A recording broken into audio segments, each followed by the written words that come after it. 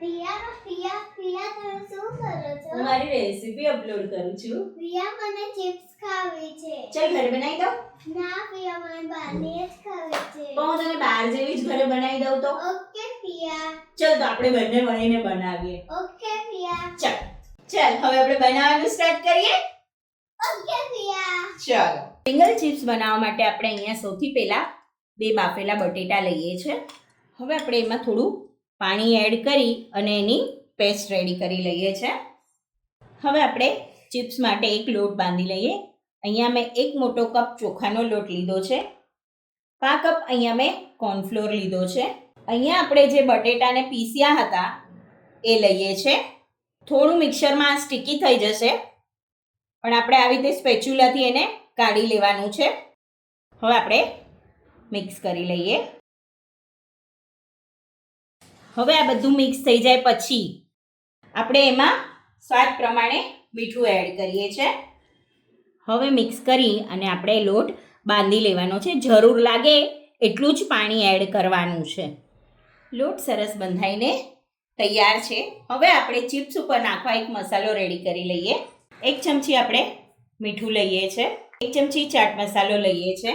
1 ચમચી કાશ્મીરી લાલ મરચું લઈએ છીએ. અડધી ચમચી આપણે અહીંયા કાળું મીઠું લઈએ છીએ. 1 ચમચી આપણે નૂડલ્સ મસાલો લઈએ છીએ. મિક્સ કરી લઈએ. ચિપ્સ ઉપર નાખવા માટેનો મસાલો તૈયાર છે. હવે આપણે એને ચોખાના લોટમાં ડીપ કરી અને વણી લઈએ છીએ. એક મોટો રોટલો રેડી કરવાનો છે. હવે આપણે ફોકથી એને ઇમ્પ્રેશન આપી દઈએ. હવે તમારા પાસે જો આવું કટર ના હોય તો તમે કોઈ પણ ઢાંકણાથી એને કટ કરી શકો છો. આવી રીતે આપણે એને કટ કરવાનું છે.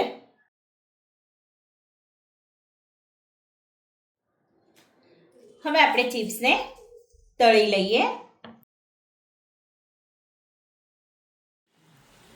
હવે એને આવી રીતે પ્રેસ કરતું જવાનું છે અને બંને સાઈડ ગુલાબી થાય એવી આપણે તળી લેવાની છે. ચિપ્સને આવી ગુલાબી થાય એટલી તળવાની છે, એને બહુ લાલ કરવાની નથી. હવે આપણે આને બહાર કાઢી લઈએ અને આવી જ રીતે આપણે બીજી બધી તળી લઈએ.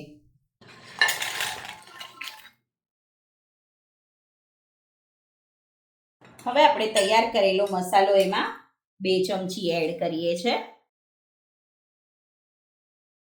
હવે એને શેક કરી લઈએ.